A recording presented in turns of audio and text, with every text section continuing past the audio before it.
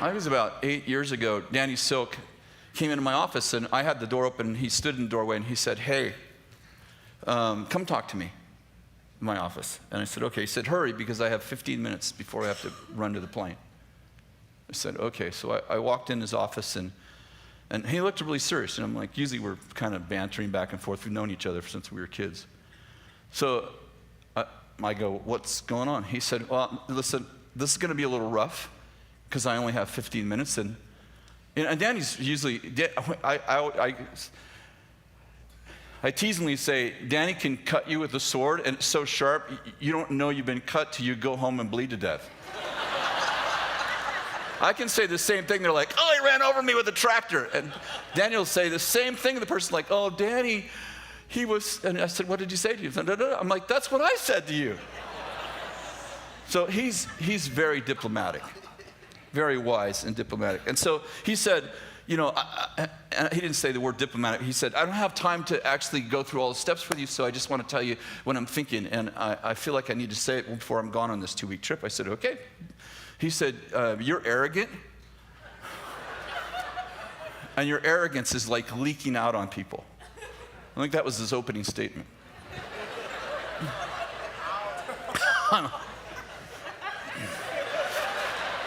You do work for me, right? What are you doing for a job next week? And no, I was like, okay. And then so I said, okay. And that's not Danny's normal mode, by the way. That usually comes like 15 minutes, and then you figure out like he just told you were arrogant when you got home. You're like, did he just said I was arrogant? And I said, well, obviously, why do you think that? Like, what happened for you to say that? And he named 3 different people that I had a conversation with, in which I was like, he said, when you talk to so-and-so, and 2 of them were speakers, and 1 of them was a staff person. And he said, I was involved. I was there when you said this and this and that. And I immediately defended myself. I'm like, no, that's not what I was thinking. Like, you did what Bill just said. You misjudged my using your gift of discernment, and it's actually suspicion. I didn't actually say that. I did defend myself, though. I said, no, that's not what I was, no, that wasn't in my heart, da-da-da. And it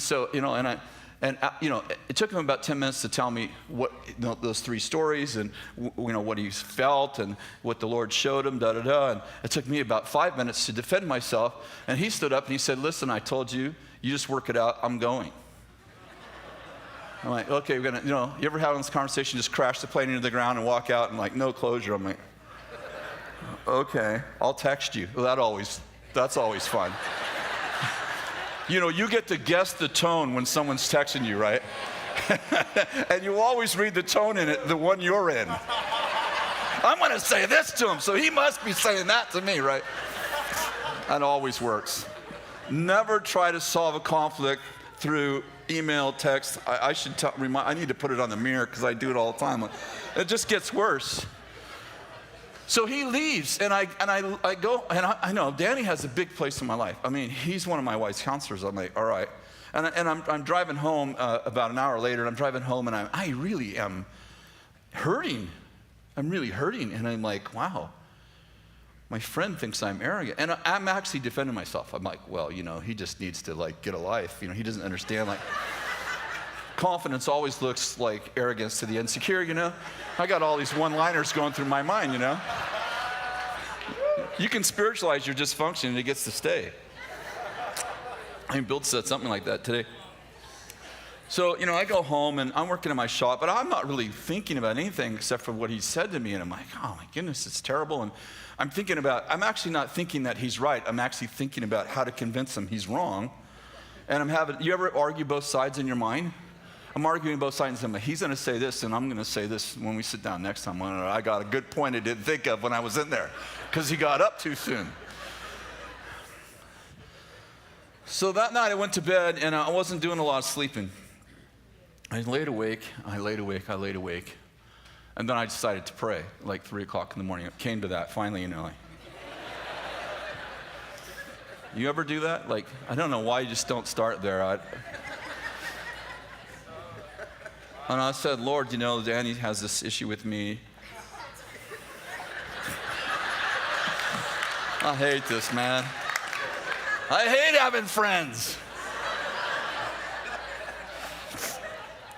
And the Lord said to me,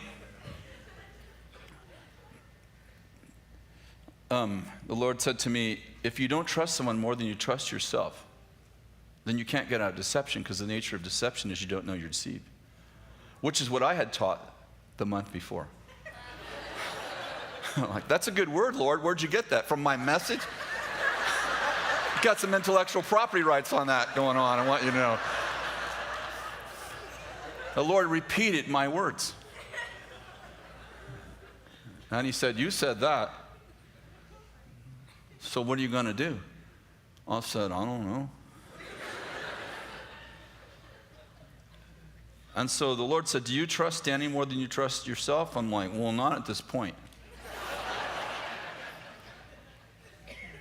And then I just spent the next half hour just recounting the amount of times that he's helped me in my life, spoke into my life. And, and he just reminded me, he loves you. You know that he would have not done that to hurt you. I'm like, okay, that's true. Doesn't feel true right now, but I'm sure it's true. And so about, I don't know, and maybe an hour went by, and kind of wrestling with that. And then I said, okay, this is what I'm going to do. I'm going to believe he's right, because I have to trust someone more than I trust me. This is exactly how it happened. Within 20 seconds of me saying that to the Lord, I instantly saw my motive, which was total arrogance. You know when that happens? You're just like, oh my, and then I started seeing a whole bunch more where Danny didn't know about.